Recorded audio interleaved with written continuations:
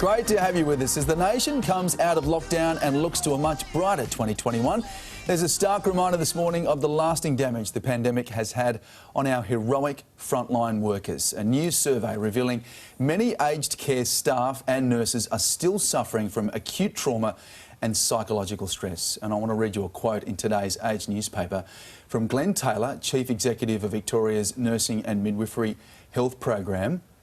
He's discussing aged care workers and nurses, and he says they have often been the last person who sees a dying person who's been separated from their family in aged care. So it's a huge responsibility and it takes its toll. To discuss, I'm joined by Northern Territory Senator Malarndirri McCarthy and Anna Caldwell, political editor at the Daily Telegraph. Great to have you both here. Good morning. Good morning, Alex, and good morning to all your viewers. It's wonderful to be here. Right, isn't it? Before you were staring at a camera, now you're here with us on the desk. It's so good. Is this what you look like in person? Anyway, hey Malarndirri, these workers did such an amazing job. How important, it's so important, isn't it, they get the mental health? Absolutely, Alex. And if I can just say to all of those frontline workers in aged care and the nurses, just know that our country does value you. You are so important to us. We wouldn't be where we are today as a nation in terms of going through COVID. And I just think we have to really remind ourselves to be kind and to make sure that we do appreciate what people have done. Yeah, and I mean, it's hard to imagine what these guys went through, right? That's right, and we really appreciate it. What I think the takeout here has to be is that this information, this idea that there is, a third wave of mental health ramifications of this pandemic really needs to drive government funding. We need to make sure that the support is there for these workers. I mean, I think what we forget is that, at the height of this pandemic in the country, these workers were faced with so much uncertainty. Going to work, they didn't know how their day was going to pan out. They didn't know where this was going to end. They didn't know if we'd be like New York. They didn't know that we would actually do quite well in this pandemic. And I think that severely weighs on your mental health and on your well-being. So I think government needs to step up now. Definitely, and going home to their families too. That's right. There's that stress as well.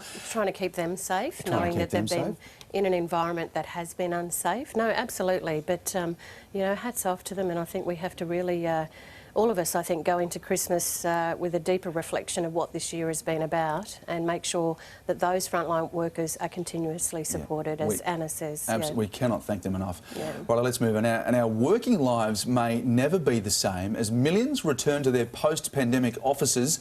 A new survey reveals 63% of workers want a new hybrid approach to work where they can divide their time between the home and the office. But that's in contrast to the wishes of big employers.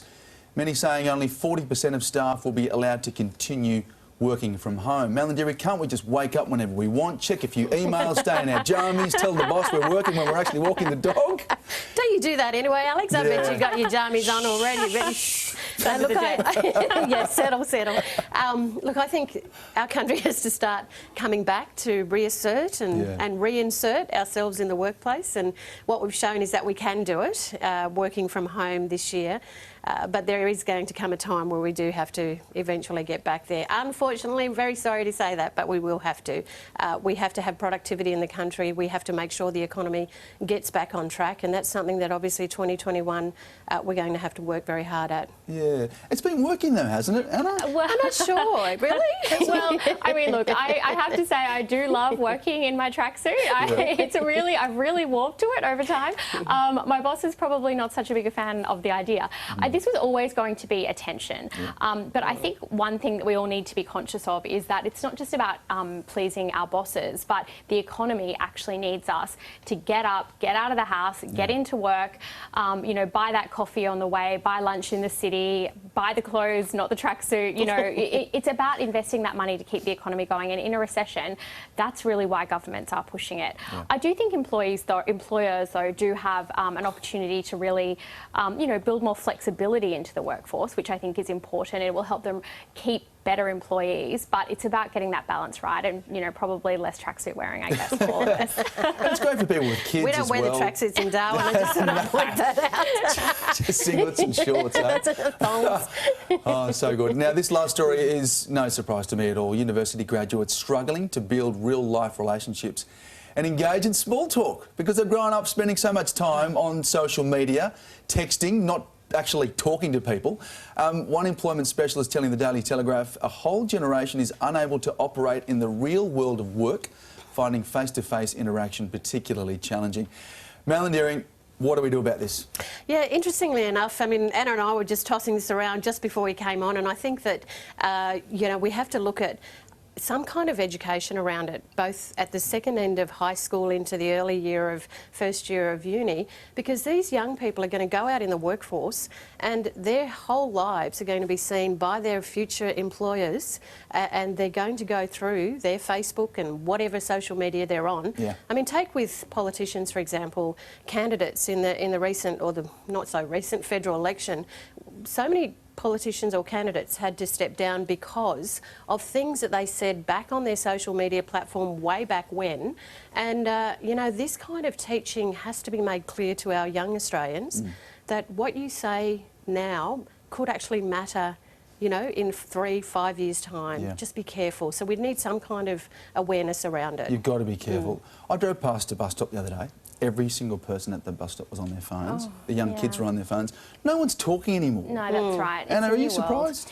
I mean, I'm not really surprised by that research. It is a new world, and I can see, you know, even in my immediate circle, and certainly people younger than I am, you know, people find it easier to have a difficult conversation with someone over text message or over email than sort of picking up the phone or having that face-to-face conversation.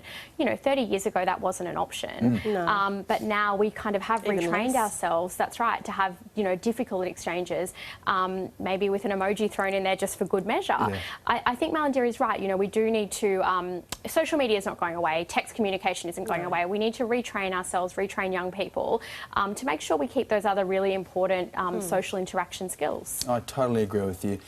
Hashtag totes worrying. Hashtag lol. Hashtag lol. Hashtag YTB. Apparently that's yeah the boys. Yeah, the boys. And I thought it was you're the best. You have to we could have simply the best. That's Tina Turner, isn't it? So STB. Let's do it. Hashtag STB. You're on it, Malarndirri. Hey guys, it's so great to see you, talking to you, not texting to you, not good to on be camera. here. Yeah. So well done, you guys, and thanks so much for coming in. No you. worries. Thank you.